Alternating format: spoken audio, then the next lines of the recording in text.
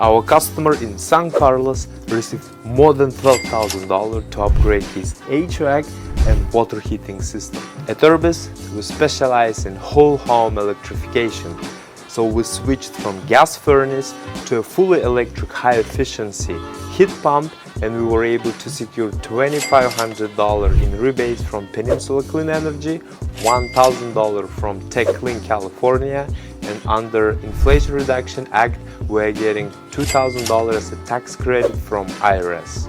Also, we replaced gas water heater to a hybrid heat pump water heater, and we received additional $2,500 from Peninsula Clean Energy and $700 from Golden State Rebates. And since we replaced them together and now there are no more gas appliances in the house, we were eligible for additional $3,550 from California's Smart Home Energy Program. If you are looking to upgrade your water heating or HVAC system and you want to take advantage of this massive rebates, contact IRBIS and your comfort hunt is over.